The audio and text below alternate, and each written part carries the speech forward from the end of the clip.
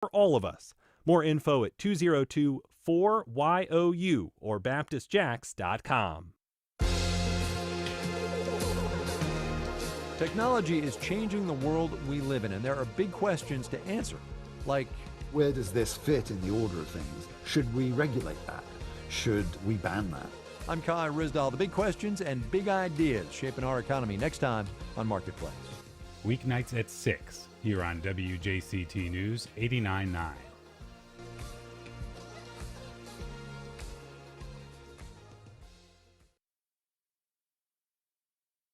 This is WJCT News 89.9 in Jacksonville. Ahead in the next 5 minutes, live local news for the First Coast from the WJCT News team.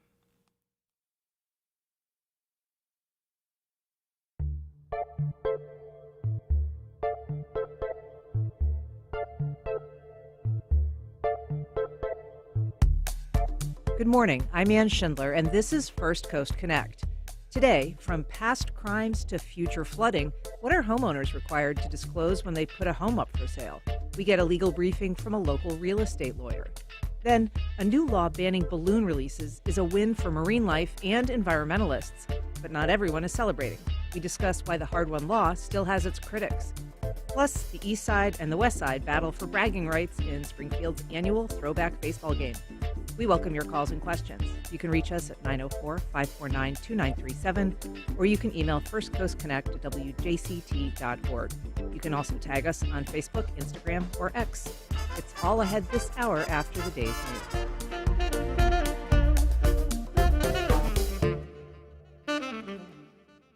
Live from NPR News in Washington, I'm Corva Coleman. President Biden gets a briefing today on extreme weather. He'll deliver remarks afterward about the subject.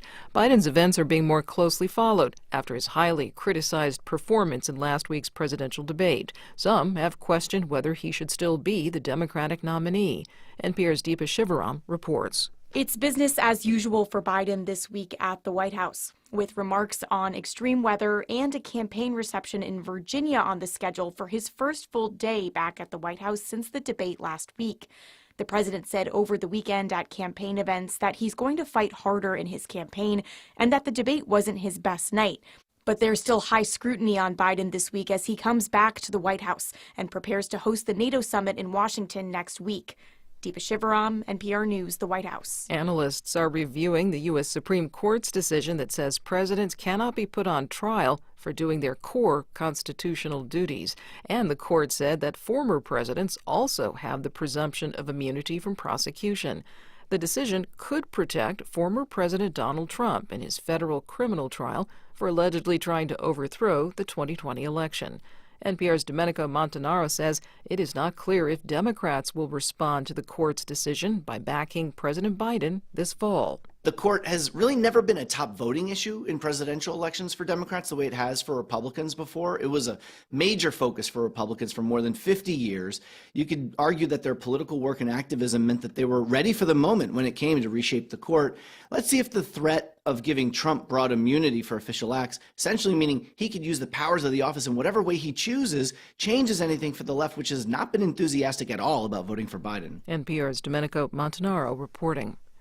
Israel's military has ordered thousands of people to leave parts of the southern Gaza city of Khan Yunis. That's after 20 rockets were launched from the area toward Israel yesterday. NPR's Aya Batrawi reports the evacuation orders affected Gaza's best-equipped hospital. More than 15 hours after the military ordered people to leave the area, another Israeli government account on X sought to clarify, saying the European Gaza hospital was not part of the evacuation orders.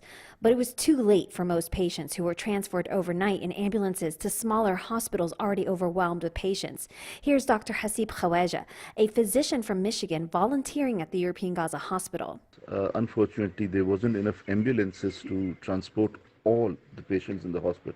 He says some were wheeled out on hospital beds and pushed on rubble-strewn streets to flee the area. The World Health Organization says the European Gaza hospital has a rare working lab that can run blood tests. It's also where severely wounded patients were often referred to despite shortages of medical supplies.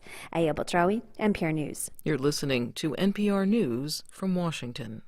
At 4 minutes after 9, this is WJCT News 89.9 in Jacksonville. I'm Michelle Coram. The Museum of Science and History is one step closer to moving from Jacksonville's South Bank to the North Bank.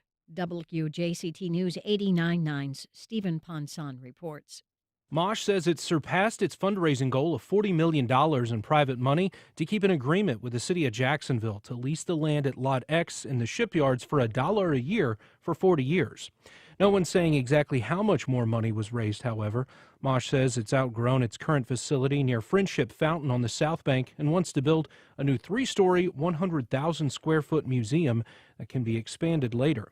In a news release, Mosh CEO Alistair Dove said officials are continuing to work on the building's design, exhibits, and interactivity, and moving forward, they will continue to engage with the community for input on the new facility. This campaign to raise money for the move started back in 2020. Stephen Ponson, WJCT News 89.9. Construction of the new museum was set to begin before the end of 2025 and open sometime in 2027. Duval County Public Schools' new school superintendent will be officially sworn in this afternoon. The public ceremony for Christopher Bernier is at 3 o'clock at district headquarters on Prudential Drive, and it comes just 3 hours before the regular school board meeting in the same auditorium. It is cloudy and 82 degrees in Jacksonville. Some sun today, scattered afternoon thunderstorms after 2 p.m. this afternoon. Support for NPR comes from Sony Pictures Classics, presenting Daddy-O, starring Dakota Johnson and Sean Penn. A woman and a cabbie connect and engage in intimate and mysterious conversations during a taxi ride. Now playing only in theaters.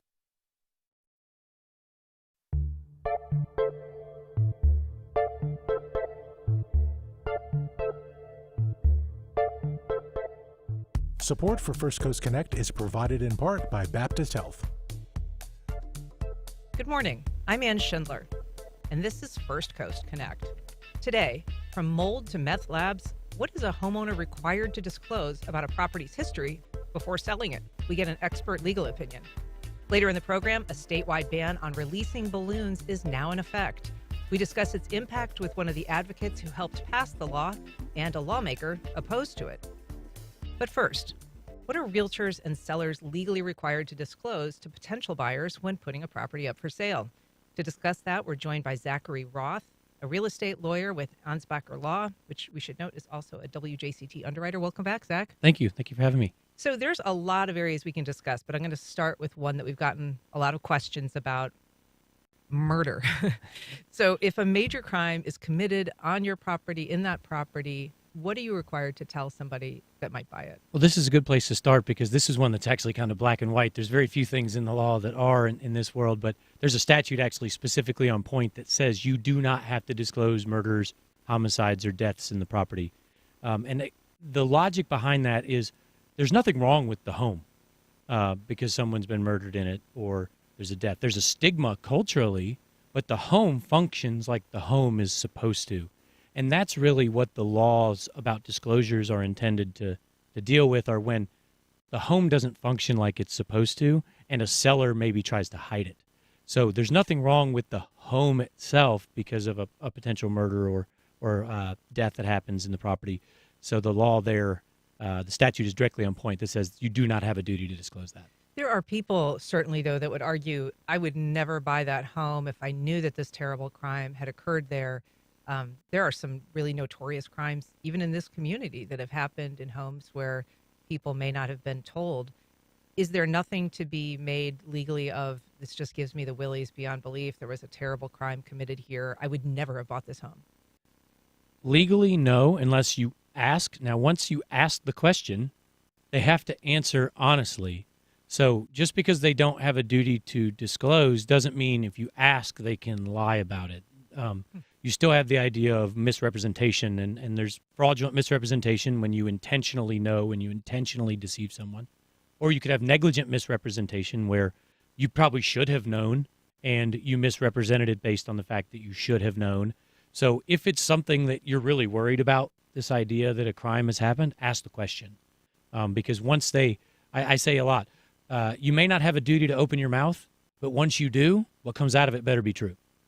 Is someone allowed to say, I'm not required to disclose that information and just simply not answer the question? Yeah, I think so. But I think if they do that, that probably answers the question.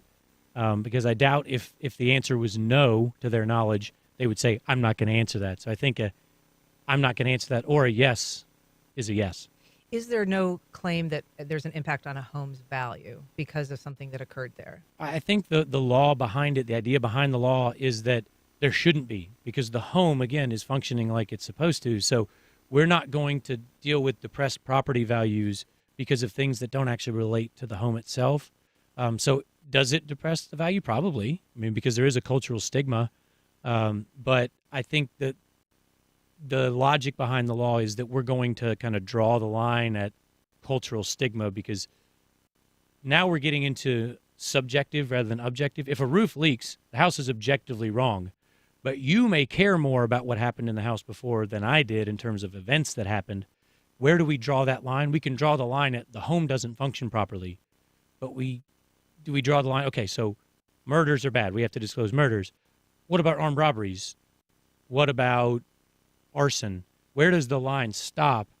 And so I think the logic is there's a clear demarcation we can make in terms of the physical condition of the property.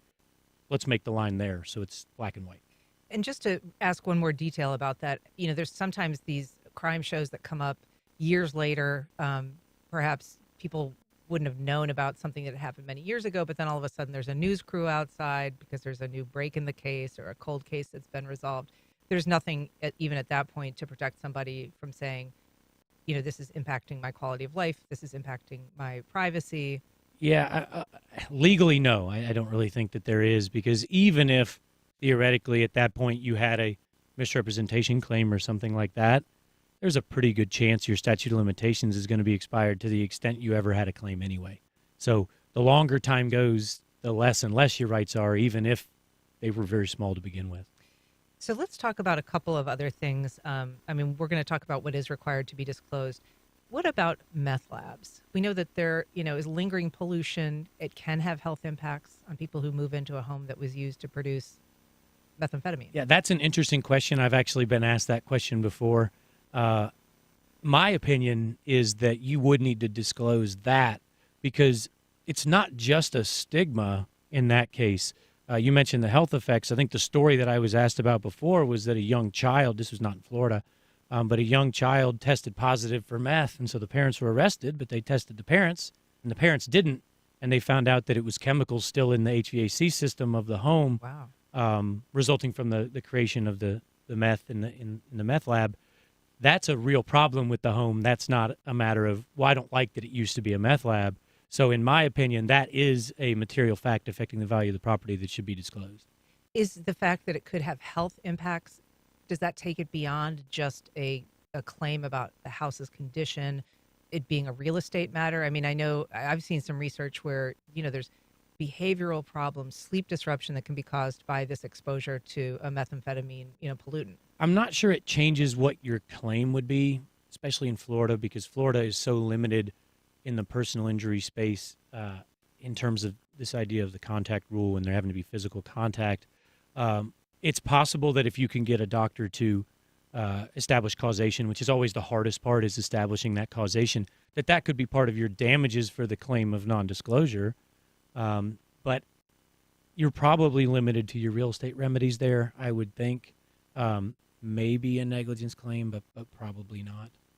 If you're just joining us, we are talking about what home buyers are entitled to know before they buy a home. And if you have a question about that, you can join us on air by calling 904-549-2937.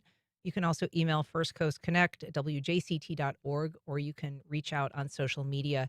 In addition to the, said black and white when it comes to no requirement to disclose murder, there's also specifically non-disclosure if somebody there had HIV, which I think is an interesting. Yeah, it's actually in the same statute about murders. It says that if a prior resident had HIV or AIDS, you do not have that duty to disclose either. Yeah, and you are not required to answer that question, but if somebody asks you?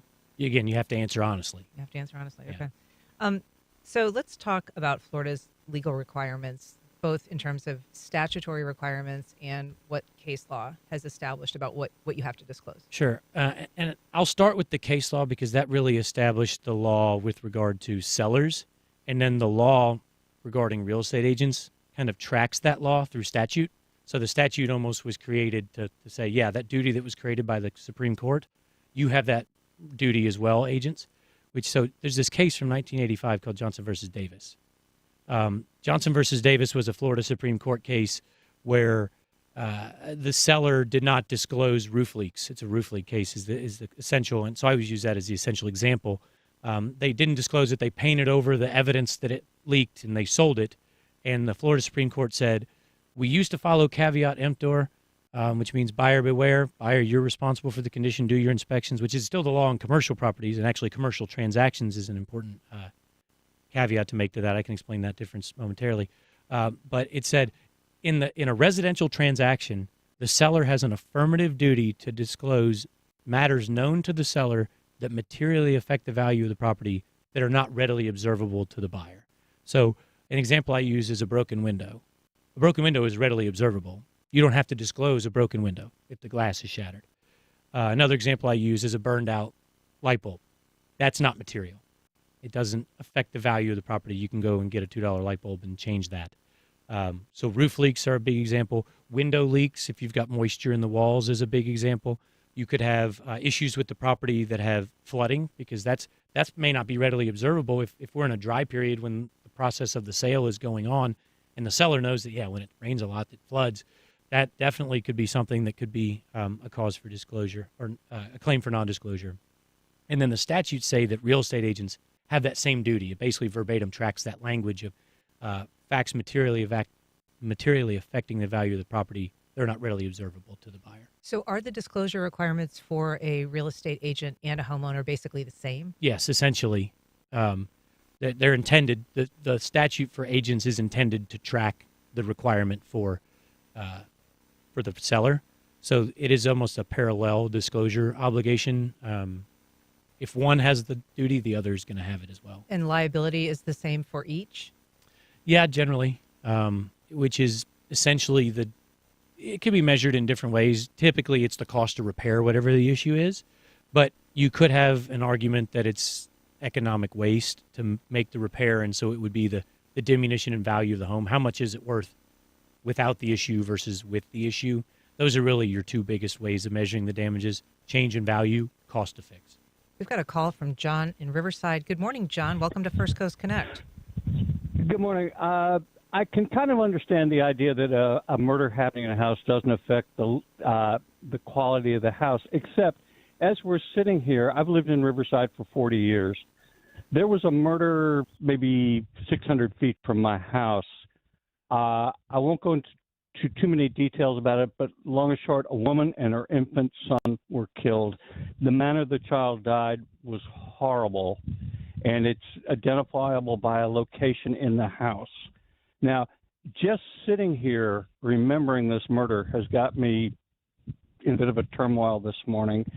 I can't imagine being in that house and the spot where the child was murdered and the manner the child did. It's hard enough for me. This was like 25 years ago, and just thinking about it today has got me upset. I can't imagine living in it. I have to say, I think it would affect the quality of the house. I don't know what you do. You can't make the house a shrine to those two victims, but again, it's a real factor. If they don't have to disclose it, I think real estate agents should at least inform their clients to ask. There was a murder, a friend of mine was murdered 3 houses away, but it was entirely different situations. So I think it would depend on the event that happened. There's some things so horrible that you really couldn't live with them. And John, do you know, is that house occupied, and does the homeowner know about that incident? I do not know. It's definitely occupied, and I don't. And again, I've lived here 40 years. I'm trying to think of how long ago it was, but yeah. Okay. I'm just it could be a factor. All I can say is, I guess I would never buy another house. The chance of me moving over would be unusual. Without but, asking. I would never buy a house without asking. Thank you, John. Appreciate that. I mean, I think that goes to the fact, that there is this sliding scale of what's acceptable or what's not. He referenced two different cases. He said they're so different. Right. Yeah. I think that's exactly it. We can draw the line on that. The roof isn't supposed to leak. That's not what roofs do, but it does, versus these different factors in every case. And I think John actually made a really good point and I think this is a little bit of the logic behind the law as well. We can't make this house a shrine.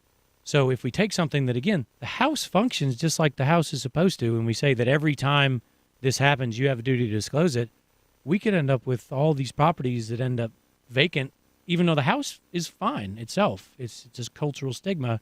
And so it goes back to you can fix a broken roof. You can't change what happened in the house. And so you are almost condemning that house to perpetual failure if you're setting up this duty to disclose that. I think there'd be an argument for that. I think, too, there has been a few cases around Jacksonville I can think of where there was high-profile crimes where the homes were destroyed afterwards, where terrible things had happened. I particularly recall in Clay County when the young girl, Summer Thompson, was kidnapped and murdered, and the house where the perpetrator lived and where the murder occurred, I think was set on fire by the fire department there as a kind of training exercise. So yeah, I think that actually happens a lot throughout the country, that when you have these horrible places where horrible things have happened, the reset button may be the way that everyone goes about it. We've got a call from Robert in Fernandina Beach. Good morning, Robert. Go ahead. Yes, how are you this morning? Great. Go ahead, Robert. Okay, I'm wondering, the gentleman's talking about what needs to be disclosed. If you're buying a home and the person's gone, the realtor, they should disclose, I would imagine, if they had pets and they made terrible messes, especially cats. Yeah, interesting question, Robert. What do you say? I would say probably having 2 cats myself, that's probably readily observable if you're dealing with those type of issues, because you probably smell it the minute you walk in. Mm-hmm. And so that's not a hidden issue. The law of disclosure is really designed to prevent people from duping people into buying properties and selling them properties with issues they can't find out about themselves, even if they exercise reasonable diligence. I think if you're talking about prior pet damage, you're probably going to notice that the minute you walk into the home, if it's significant enough to affect the value of the property. We have an email, and I guess it's worth clarifying because I think that perhaps we were not clear when we were talking about the HIV requirement. This person who's writing is a loan compliance specialist, and she says, how does a previous owner having HIV not fall under HIPAA? Common knowledge that nobody's required to disclose that information upon inquiry.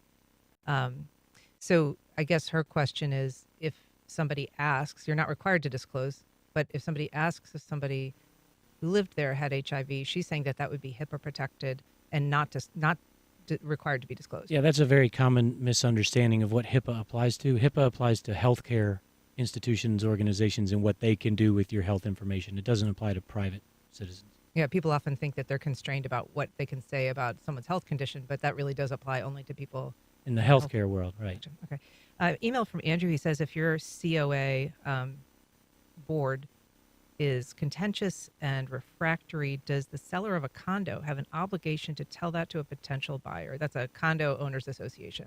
Yeah, I don't think so. I don't think that's a matter. Again, it goes back to the idea of black and white versus gray. And what I find to be a contentious condo board, or what you find, I may not find that, given that our firm represents condos and I see how often things like that happen. I may say that's just kind of how these things normally work. So the unit itself functions like it's supposed to, so I don't think that falls under the disclosure requirement. You are required to say, though, if you do have a homeowners association or a condo owners association, you're required to disclose fees and things like that? That's right, yeah. There's explicit statutes, Chapter 718 for condos, 720 for HOAs, that specifically set out what a seller has to disclose. What about things like boundary disputes? If you have your neighbor has been battling over where that fence line is, or home damage from something like a termite infestation?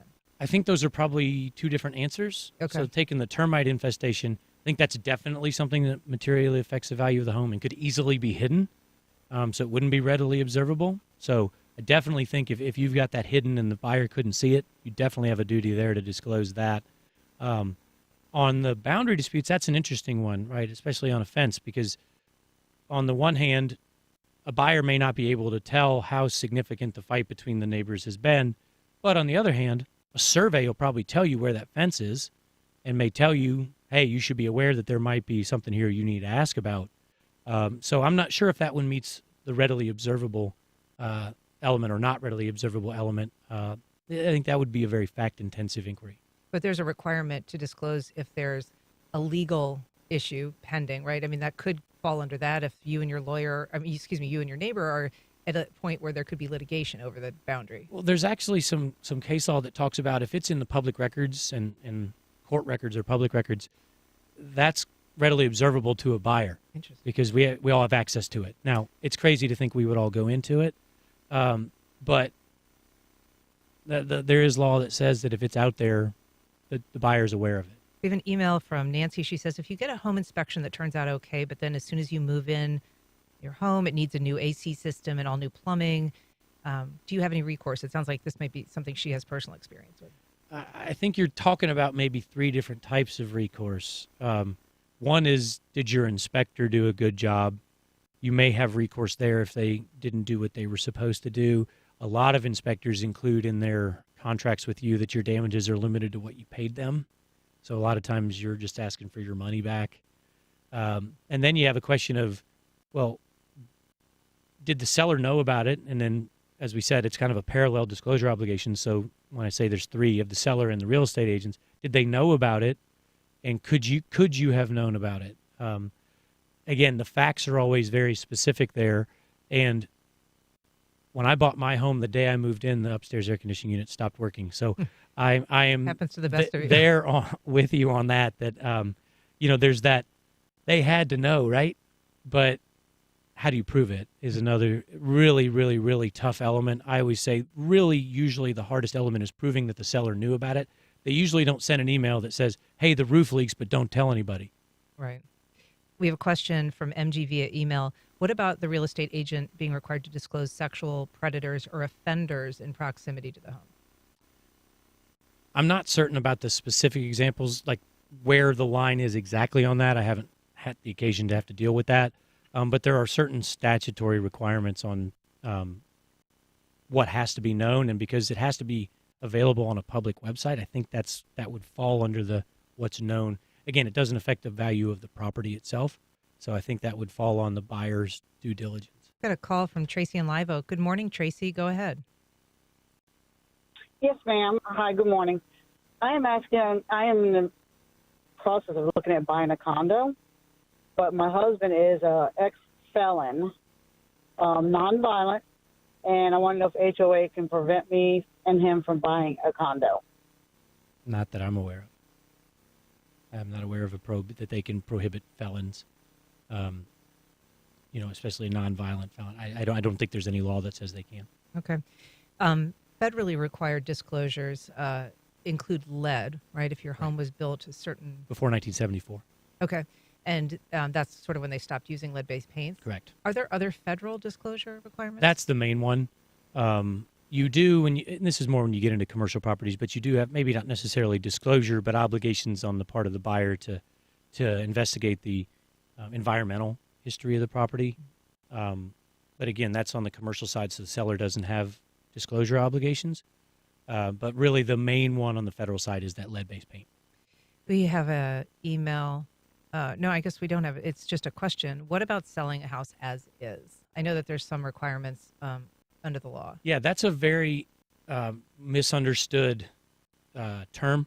A lot of people think I'm selling it as is, basically caveat emptor, the buyer beware. I don't have a Johnson versus Davis responsibility. Which is the disclosure. The disclosure obligation, right. That's not actually what selling it as is means. Selling it as is means I'm not doing repairs. You can take it or leave it. But selling it as is does not mean you don't have to make the disclosures.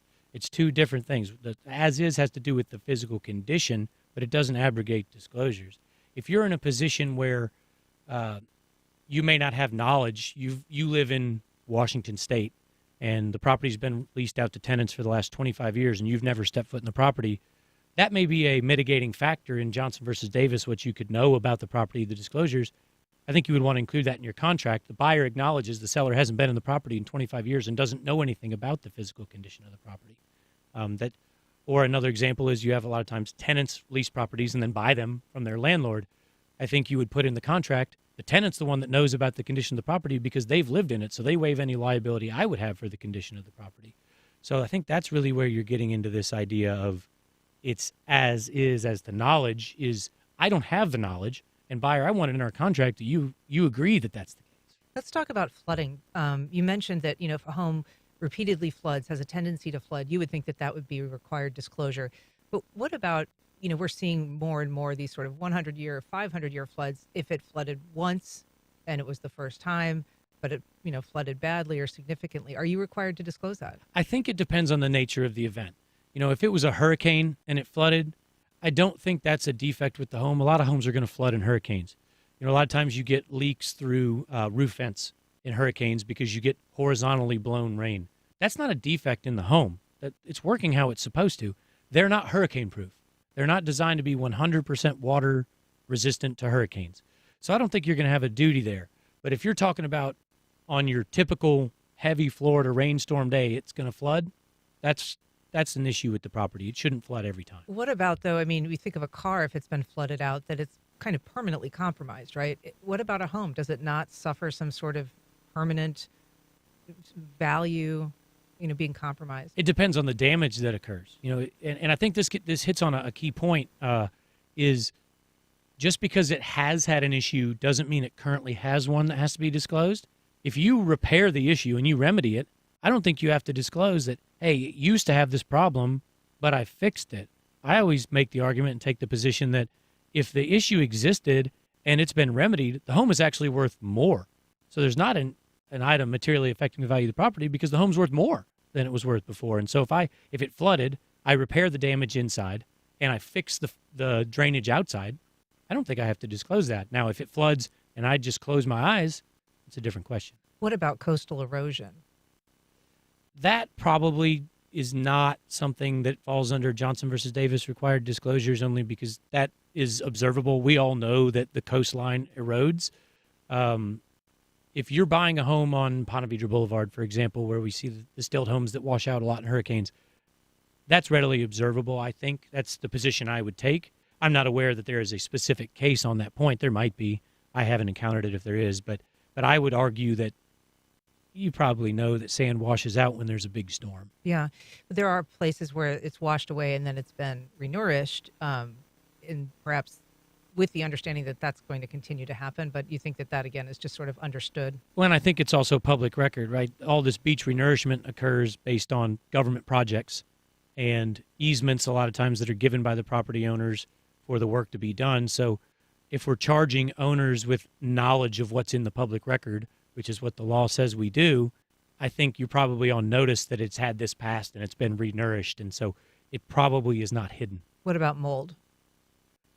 Mold is really more of a symptom because mold doesn't exist by itself. Mold exists because of moisture. The moisture getting in is the problem. So I think the two kind of go hand in hand. If you have a water leak that's resulting in mold, you probably have the duty to disclose the mold because you have the duty to disclose the water leak. But if you don't have a water leak, you probably don't have mold. So I think it's more the existence of the mold demonstrates that there is a issue materially affecting the value of the property rather than the mold itself being the issue. Gotcha. Got a call from Justin in San Marco. Good morning, Justin. Go ahead. Hey, it's Jason. Thank you so much. I want to say a couple of things. First, I just want everyone to know out there that realtors in the state of Florida are required to have continuing education every 2 years or they cannot practice real estate. And I know there are a lot of professions, including the medical profession, that do not require you to take a state exam and pass it in order to keep practicing medicine. And I want to say I really appreciate the information that your guest is providing, and that I think it's a pretty darn good advertisement for the concept of using an experienced professional realtor, an experienced professional attorney to close the transaction, and the best inspection company you can find. Thank you. Thank you, Jason. Sorry for messing up your name. And I guess that's That's true, although not necessarily foolproof in any respect. Yeah, it's never going to be foolproof. Typically, if a party is undertaking an affirmative effort to hide things, they're doing it on purpose. It's not typical that they accidentally don't disclose it. It's usually intentional. And in that case, I agree completely with the idea of having professionals help you like that. I agree with Jason 100% on that. But doing their best, they may still miss things if they've done a good job of trying to hide it. The roof leak is the perfect example. If an inspector goes in and sees that everything's been patched and it's all clean and there's no active moisture, they may not know that the next time it rains, it's going to leak again. Gotcha. Well, Zach Roth, thank you so much for coming on the program to answer these questions. I'm sure we'll have you back another time. Thank you for having me. I appreciate it. My pleasure. Up next, a plan to reduce Florida waters got a legislative boost this session when lawmakers voted to ban deliberate balloon releases. The law took effect yesterday, and here to talk about what it means, I'm joined by Hunter Miller, St. Augustine-based field campaigns manager for the International Ocean Conservation Group, Oceana. Welcome, Hunter. Thanks so much. Great to be here, Ann. Great to have you. In just a minute, we're going to be joined by State Representative Angie Nixon to talk about this same issue. But Hunter, how significant is this moment? Well, Oceana and our allies are celebrating this moment. As you said, we've been working to pass this law for 3 years, and we've worked in local communities to pass ordinances building up to this moment. And I think it's a really big win for wildlife, our beaches, and some of our most vulnerable marine species. Balloons really pose a significant risk to animals like sea turtles, marine mammals like manatees and dolphins. And so when we can pass a policy like this in a bipartisan way, I think we can save animals' lives and make Florida a little bit more beautiful. Explain why it is a threat. Why does it pose a hazard in particular to these marine creatures? Yeah, so balloons are attractive, and when we release one or hundreds of them, they go up in the air and they have to come back down. They can travel thousands of miles. They can end up not only in our oceans and our sand dunes, but in some of the most pristine and remote places in our state. When they're in the water, particularly for sea turtles, they resemble jellyfish, which are some of their favorite foods. And when they eat these balloons, they can cause a lot of problems. They can get impacted in the digestive system and can even be fatal. And then also the ribbons attached to balloons, they can entangle lots of different species. It's not just sea turtles. It's our shorebirds and lots of different types of wildlife, but even livestock like cows and horses can mistake these balloons for food and become sick or even die from ingestion. And I saw that a statistic that between 2008 and 2016, nearly 300,000 balloons were found along U.S. beaches. I personally know the number's higher because I never reported the ones I picked up, and I pick them up all the time. So they are very common sighting on the beach. Yeah, and I think, too, we got to remember, I think, for Oceana, we are working to address the larger issue of plastic pollution. And so while balloons, they're a part of that, the thing about balloons is that they're one of the most deadly forms of plastic pollution. So, I think that's why this is such an important law, is that they're just particularly dangerous for some of our most vulnerable species. And explain to us, the previous law that was in place statewide in Florida allowed up to 9 balloons per person to be released, by a person within a 24-hour period without penalty. That is now, there is no exemption like that? Well, until yesterday, yeah, you're right. Individual could release up to 10 balloons per day. There was also an exemption for so-called biodegradable balloons, so an unlimited release of those. And so, I think knowing what we know, I think that's too much. I think 0 is the appropriate number if we want to take into account, the science and what we know about the harms that balloons can cause. So, we're really happy about that. The new law does exempt children 6 and under, and it's now treated as litter under Florida's litter statute. So if you were cited for this infraction, it would be the same as throwing a bag of trash out your window in your car. So it's a $150 fine per violation. Is that per balloon, do you know, or is that per kind of incident? I don't know the exact answer to that. I would expect it to be the per release, but I think that would be up for interpretation. Okay. So this recent vote that was, as you said, bipartisan, there were only 9 no votes in the state house, and 5 of those were black legislators who argued that the law will disproportionately impact black Floridians. To talk about that, let's bring in State Representative Angie Nixon. Angie, you were one of those votes against this. Can you explain why you voted no and what your concern is? Good morning. Thanks for having me. And for sure.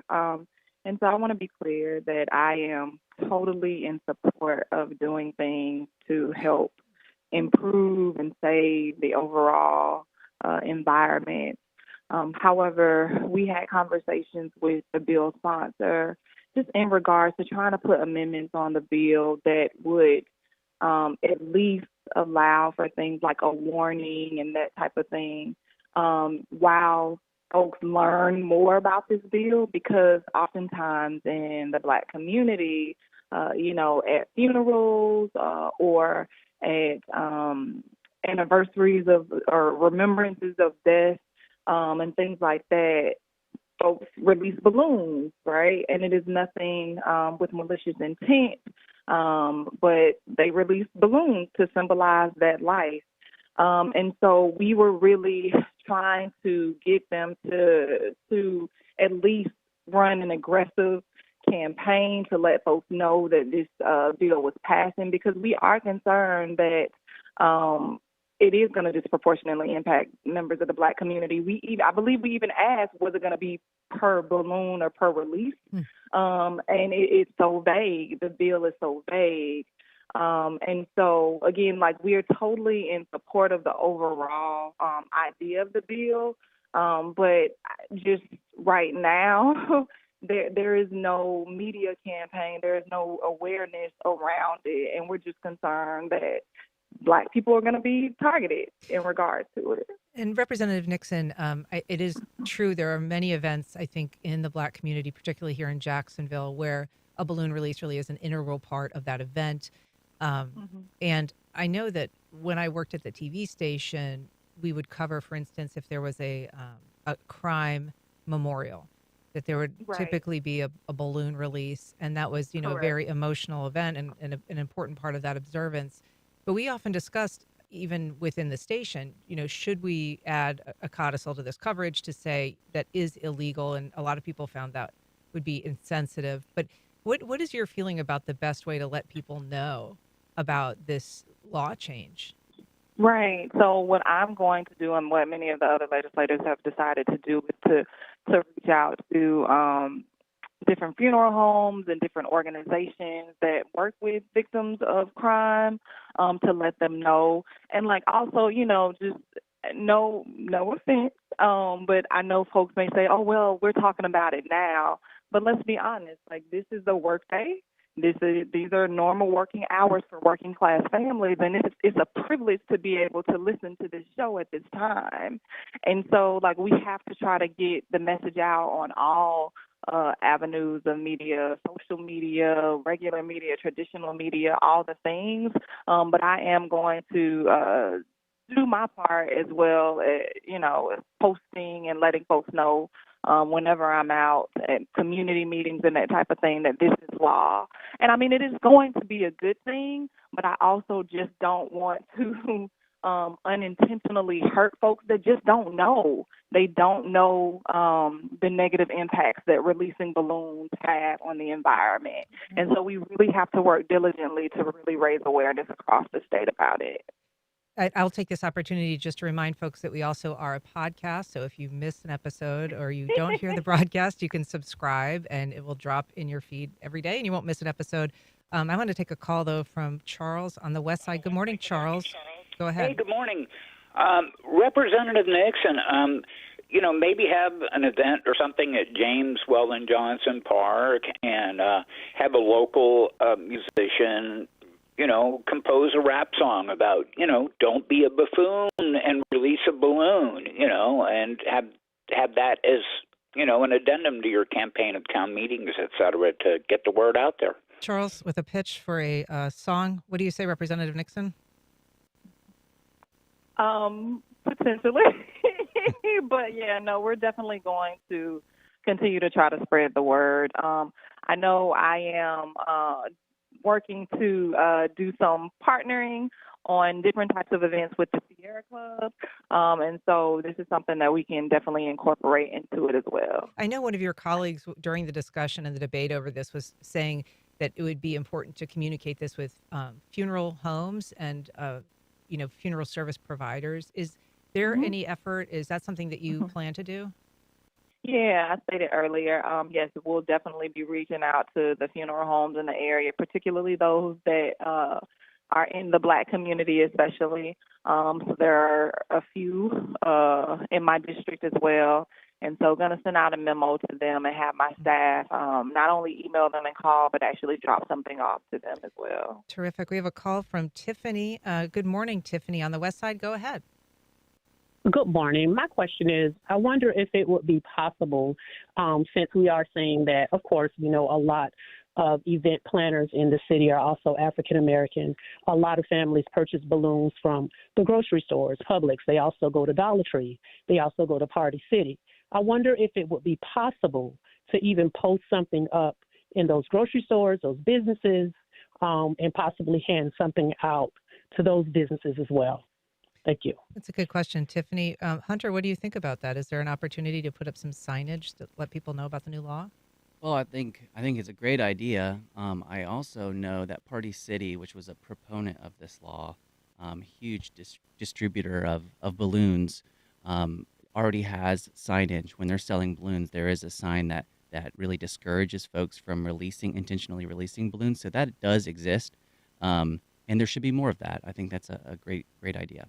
We've got a call from AJ. Good morning. AJ, go ahead. Hey, this is AJ with Mad Dads. Good morning, everybody. And I think that law has been in effect in Duval for a while.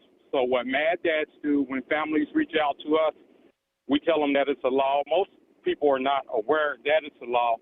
But most of the families that we have served, they understand, and we just end up doing like a candlelight visual for the families. But most of the families that Mad Dads has educated on the balloon and the environmental effect on it has been very receptive of it. Thanks for the work that you do, AJ. Thanks for calling in. The shift here, Hunter, as he notes, is a statewide change in the law, but Oceana has been working for a while to get communities one by one to pass some of these laws. And as he noted, it's currently already illegal in Jacksonville. So catch us up on what the piecemeal laws were and what this changes. Yeah, happy to. Well, I think, some of our best policies come from our cities and towns and counties. And that's certainly the case with this issue. In October of 2022, Jacksonville City Council passed an ordinance banning the intentional release of balloons. I think it passed 15-1. And we also saw St. Johns County, St. Augustine, Flagler County, and then other cities and municipalities around the state passing these laws. So I think that was born out of folks just kind of fed up with finding balloons in their neighborhoods, blighting their neighborhoods, and also in our waterways. And so I think that built the foundation for the call to action to do something more at the state level. So we have an existing policy that's clear and that covers, the entire state. Well, it's a good conversation. Hunter Miller from Oceana, Representative Angie Nixon, thanks so much for joining us on the line. We appreciate it. Thanks for talking about it. One of the legacies of Sri Lanka's long civil war, a host of people injured by violence. As amputees, they face challenges other Sri Lankans don't. In our country's context, I feel like if you have a disability, you are more vulnerable, unfortunately. Add to that other pressures like floods and landslides. Disabled by war in a country prone to climate change, next time on The World. This afternoon at 3, here on WJCT News 89.9. The U.S. Supreme Court has ruled that local governments can punish unhoused people for camping outside. The majority wrote that ticketing and jailing people for violating a local law is not cruel and unusual punishment. What that could mean for the 650,000 unhoused people across the country, next time on Today Explained. Tonight at 6:30 here on WJCT News 89.9. I'm Peter O'Dowd. We'll mark 60 years since the Civil Rights Act with Elaine Lee Turner. She and her sister were named the most arrested civil rights family in America. We would picket the department stores that did not hire blacks as cashiers because that was just for the whites, of course. That's next time on Here and Now. Today starting at 1 on WJCT News 89.9.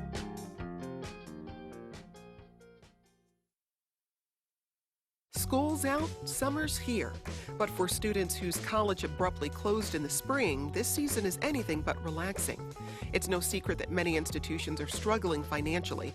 New reporting says colleges are shutting down rapidly, at least one every week. What happens to students and faculty when their college closes? And why are so many of these institutions finding it difficult to stay open? That's next time on 1A. Today starting at 10 on WJCT News 89.9.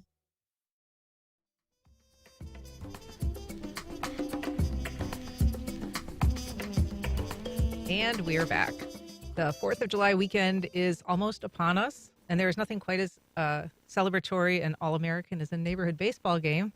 As it happens, Springfield is celebrating the holiday with its 17th annual throwback baseball game. Here to tell us about it and this old-timey tradition is Michael Haskins. He's the executive director of SPAR, the Springfield Preservation and Revitalization Council. Welcome back, Michael. Thank you for having me. And yes, we are very excited for the July 4th baseball game, 10 a.m., Clutho Park in historic Springfield, presented by M&M Homes. So you say this is the 17th year. It started in 2007. How did it get going?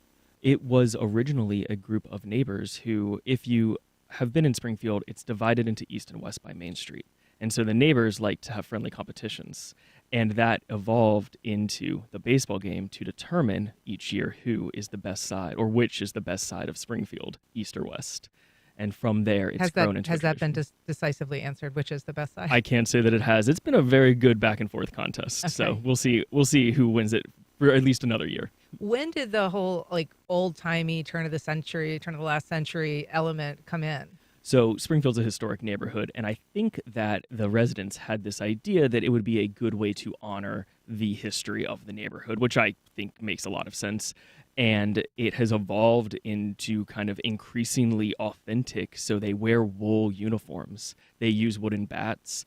They use the 5-finger gloves that were authentic to that time and era. And they are very, very committed to kind of keeping that spirit alive. I think they could have been forgiven if they skipped the wool uniform for a July 4th baseball game. That seems like a unnecessary masochism. But try convincing them of that. They love it. And so I think that they just have a really great time, and it adds a certain kind of element of fun to the whole hopefully event. They have a great dry cleaner. So you said wooden bats, 5-finger gloves.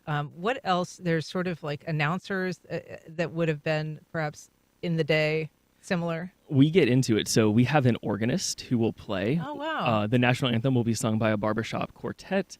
And there's a announcer, a local resident named Kenny, who does it in kind of the outfit of a baseball announcer from that period of time, as well as kind of the voice and style. He imitates them. And he's really fun to listen to. So how has it been stacking up in recent years, East Side versus West Side? Does one typically dominate? It has been back and forth. West Side has won the last 2 years, and so East Side's looking to take back the trophy.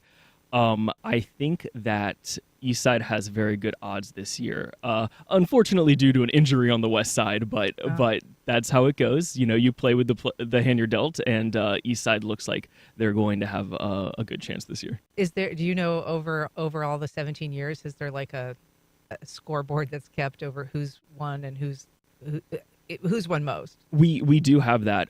We have a trophy from all 17 years. I haven't gone and added it up. I really should and see. I represent all of the neighborhood, and I love both East and West Side.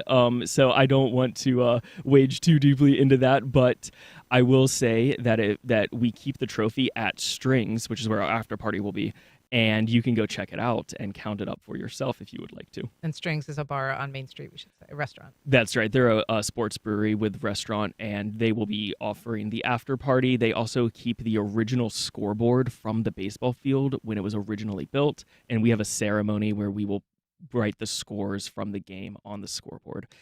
Are there like mid-game hijinks I kind of think about like with minor league ball? Absolutely. We'll start at 10 a.m. with pregame festivities, mainly for families and children. We run the bases, we play catch in the outfield. We'll have a 7th inning stretch program, and throughout we will have, of course, that live organist and announcer. And you are welcome to go to food trucks. We'll have a bar there so that you can buy beverages, and a couple vendors so you can kind of enjoy the entire picnic-like atmosphere. And so let's talk about what people ought to bring because, as we noted already, I mean, it's hot outside. July is known in Florida for being a little bit warm. I would say we recommend treating it like a picnic. Bring camping chairs. If you have a canopy or tent, that makes for a great way to create some shade, sunscreen, sunglasses, hats, and treat it like a summer picnic. There are bleachers there, though, correct? There are bleachers. Seating is limited. Most of the time people choose to use camping chairs to offset that. And do you have to be a member, you have to be a resident to be on either team, or what are the limitations? So the rules to play on a team are you have to have a house on the side that you're playing for, that you represent. The rules to attend the event are that it's free for anyone to attend, and we open it to the entire community. The joke is that they will have some interesting recruiting practices. So if someone has a second home that they rent out, maybe they can play for both sides. There was a player who used to play for JU this year who stands to reason he's going to be a pretty good player that is newly recruited to the team. So we'll see how he does. But that was definitely a big recruitment focus for the team during the offseason. Well, it sounds like a great time. July 4th at Clutho Park. Michael Haskins with SPAR, thank you so much for being here. Thank you. And that's our program. We encourage your feedback and suggestions. You can send either to First Coast Connect at WJCT.org. If you missed anything, you can catch our rebroadcast at 8 o'clock tonight, or you can subscribe to the show on any podcast platform. Our executive producer of First Coast Connect is David Luckin. Our show is produced by Stacey Bennett and directed by Brady Coram. Jamie Valet is our associate producer. Join us tomorrow when we talk to author and Florida native Hamilton Nolan about why he thinks the solution to economic inequality is union solidarity. I'm Ann Schindler, and you've been listening to First Coast Connect on WJCT News 89.9. Support for First Coast Connect is provided in part by Baptist Health. Baptist Health is a proud supporter of First Coast Connect. Baptist Health, committed to building a healthier community for all of us. More info at 202-4YOU or BaptistJax.com. Sports used to have the power to bring people together. It used to be that the person sitting next to you at a game, you don't care about anything other than what colors they're wearing, any kind of squabbles or disagreements that you have. It's just all in good fun. But now the squabbles have more to do with politics. So is sports itself being polarized? That's on the next On Point. Today at 11 on WJCT News 89.9.